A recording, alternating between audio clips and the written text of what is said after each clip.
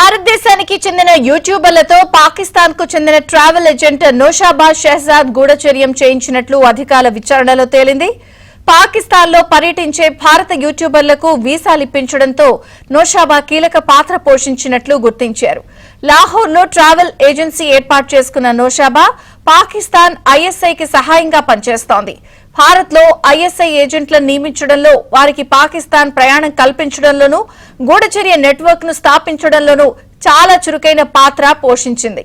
అంతేకాదు భారత యూట్యూబర్లు, social media ఇన్ఫ్లుయెన్సర్లకు tourist వీసాలు ఇప్పించి ఆర్థికంగా బాగా లాభపడినట్లు సమాచారం. ఇటీవల అరెస్ట్ అయిన భారత ట్రావెల్ యూట్యూబర్ జ్యోతి మల్హోత్రా కూడా ఈమెతో మంచి సంబంధాలున్నాయని విచారణలో వెల్లడైంది.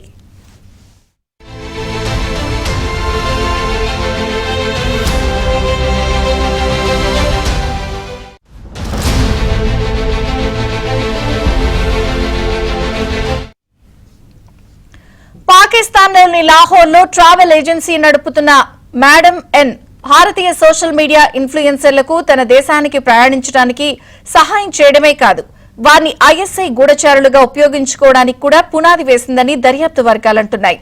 పాకిస్తాన్ గూఢచర్య సంస్థ ఇంటర్ సర్వీసెస్ ఇంటెలిజెన్స్ కింద పనిచేస్తూ లాహోర్ పట్టణంలో జయానా ట్రావెల్ అండ్ టూరిజం కంపెనీని నడుపుతోంది నోషాబా షెహజాద్. ఇటీవల అరెస్ట్ అయిన జ్యోతి మల్హోత్రా మాత్రమే కాకుండా చాలా మంది భారతీయ సోషల్ మీడియా ఇన్ఫ్లుయెన్సర్లకు, అనేక మంది ఇతరులకు కూడా పాకిస్తాన్ సందర్శించడానికి సహాయం చేశారని దర్యాప్తు వర్గాలు చెబుతున్నాయి.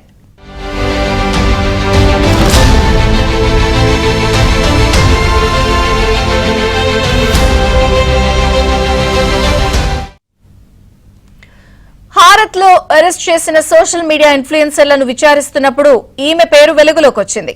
ఆమె భారత్ అంతటా దాదాపు 500 మంది గూఢచారులతో కూడిన భారీ స్లీపర్ సెల్ నెట్వర్క్ ఏర్పాటు చేయడానికి కృషి చేస్తోందని సదరు దర్యాప్తు వర్గాలు తెలిపాయి. వీరంతా భారత్ లో మామూలు జనాల్లో కలిసిపోయి స్లీపర్ సెల్స్ గా పనిచేస్తూ ఉంటారు. అవసరం వచ్చినప్పుడు ఐఎస్ఐ వీళ్లను వాడుకుంటున్నట్లు సమాచారం.